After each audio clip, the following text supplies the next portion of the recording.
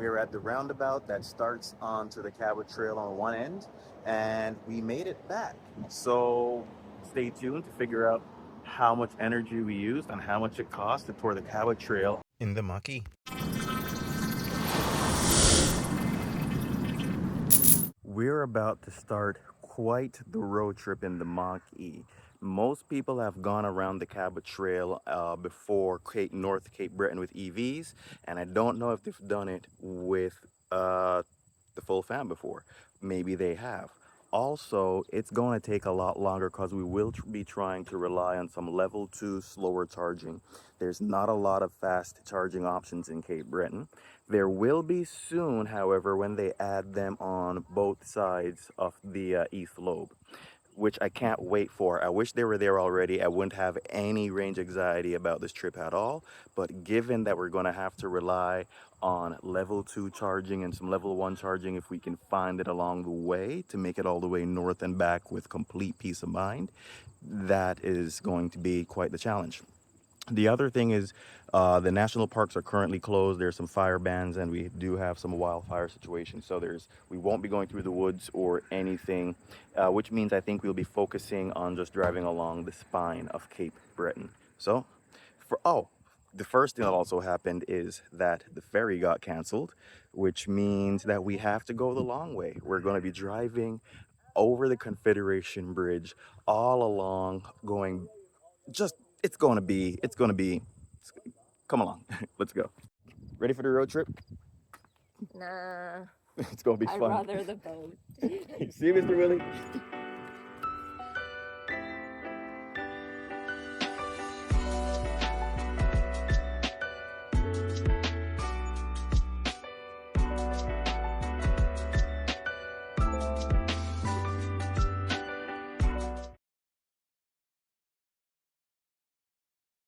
So our first stop is at the 50 kilowatt flow chargers, which are next to some much faster 180 kilowatt units.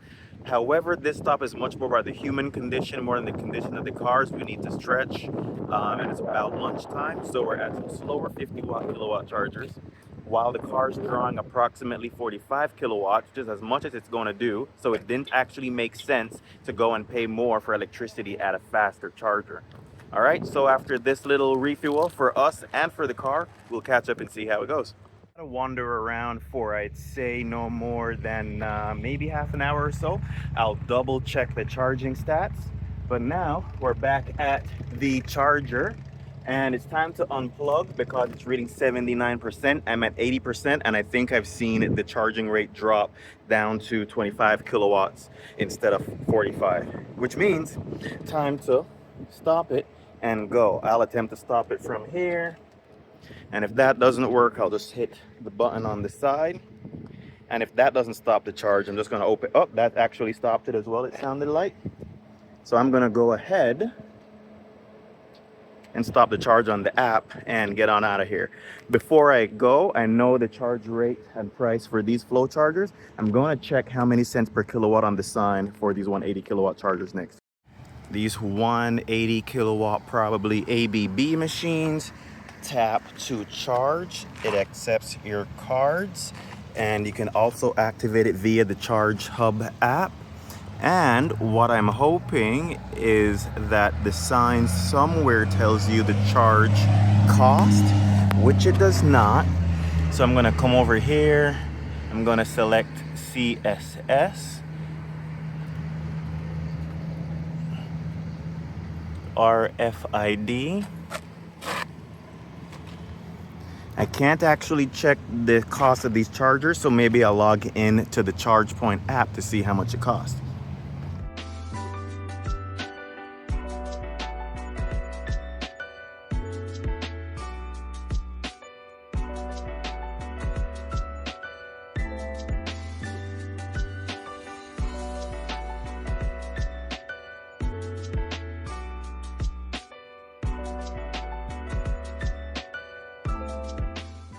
Right now it's 9:15.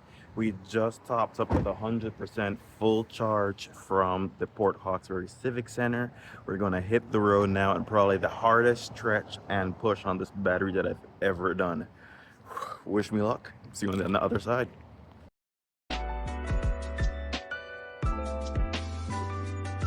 I believe that it's plugshare that shows 2 bays or 4 bays for NACS Tesla chargers and 4 bays for J1772. However, you can see one J1772 post has been removed, and the other line, which I'm actually used, had a small fault when I initially started charging because the cable has had to be replaced.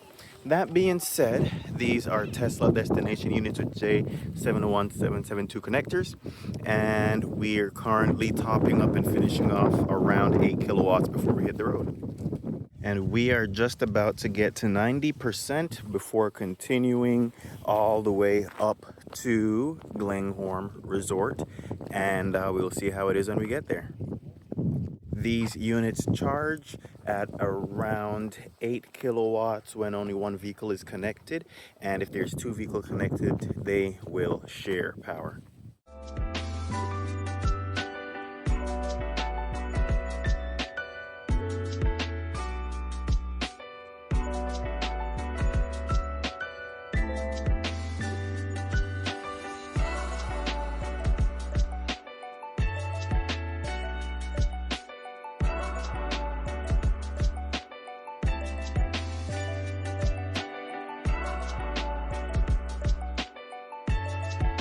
We are at the North Sydney Sobeys and Flow Charger, and the car's at 77%. We just got here with 77% after getting a nice 88% charge at the historic site, the Fortress of Louisbourg.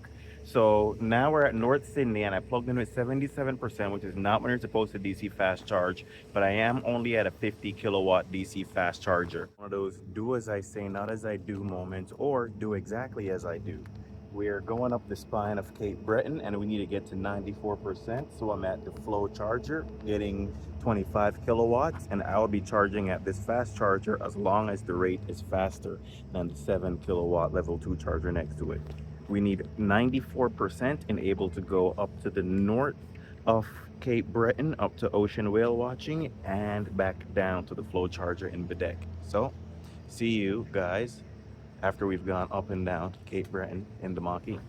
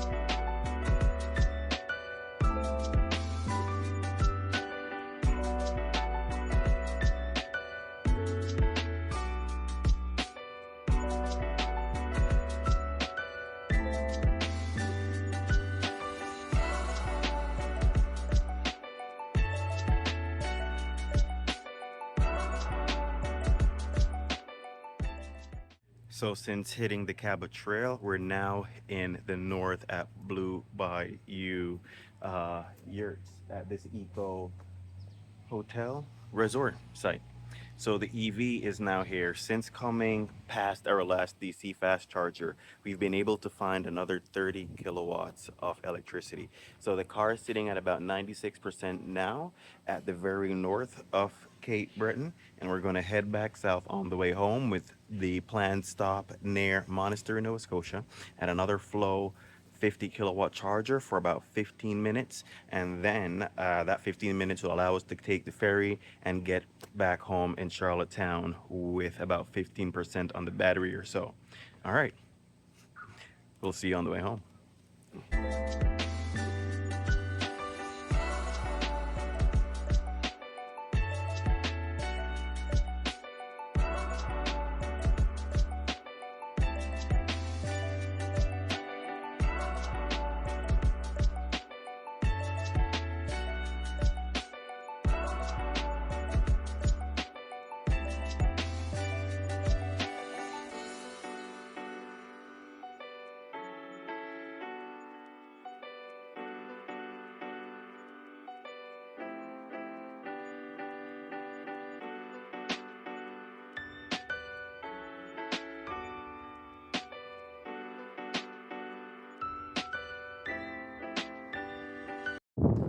Again, everyone, it is 3:20 September 1st, and we're just back off the roundabout. Finished the Cabot Trail, batteries at 49%, and we're 25 kilometers away from our next charge stop. 10 minutes, 15 minutes max, and we're going to catch the ferry and be back in Charlottetown tonight. So that's a successful tour of the entire loop all the way around Cape Breton, which we did not expect to do. Minimal planning, which is not my style, but it worked out. And if this standard range Mach-E and Teslas and all the other EVs, I even saw a Ionic, an Earth 2019 was it? Ionic, the Hyundai, forget the name of that small car here. But there was even a lady visiting from Ontario. She trailers her EV in the winter and drives a gas car. She drives her EV in the summer, and she trailers and she garages it and doesn't drive it in the salt in the winter. She's visiting from Ontario, and I met her at a 50 kilowatt charger before I went up around Cape Breton. And at that charger as well, we ran into two more Teslas. A Subaru Solterra stopped while we were there. So they actually needed more charging infrastructure, especially entering going on, because maybe most of these EVs, especially in the summer, can go all the way around with one big charge. Ideally, which is actually pretty good, there are going to be two more chargers on Cape Breton and on the Cabot Trail itself, which are going to help immensely to really supplement the level 2 chargers that are all at the national parks out there.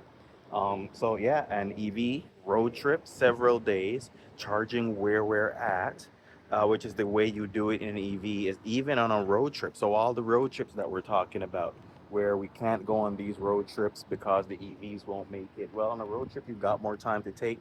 You can go a little bit slower on some of those highways, and peak, get max efficiency. This car, all the way around, up and down the hills, pretty much average between 12 and 15 kilometers per 100. So over that distance, 12 to 12. So over that distance, 12 to 15 kilometers per 100. And I'll show you what that looks like in DC charging rates and AC charging rates, and how much energy we actually have to onboard around the way.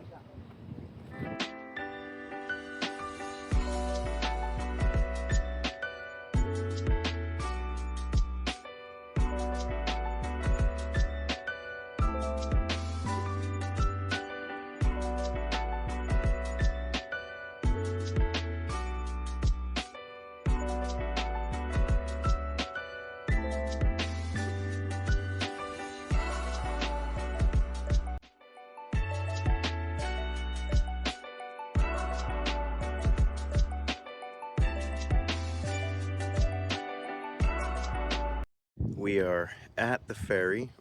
waiting to cross back to PEI, and the car is reading 32%, projected to get home with 11%. So I unplugged from our last DC charge session early in order to pretty much get home at 10%. I did not need to get home with the default 30%, which would have meant a longer charge up to a half hour. So we only spent about 15 or 20 minutes instead, and we'll get home with a projected range of 10 or 11%.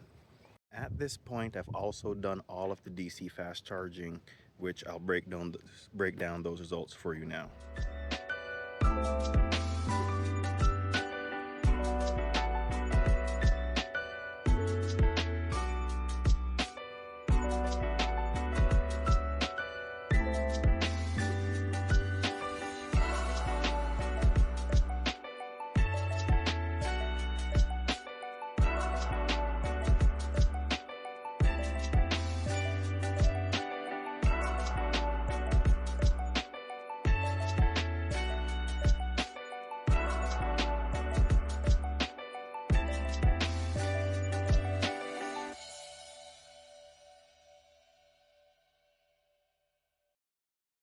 We paid about $40 for 1,300 kilometers.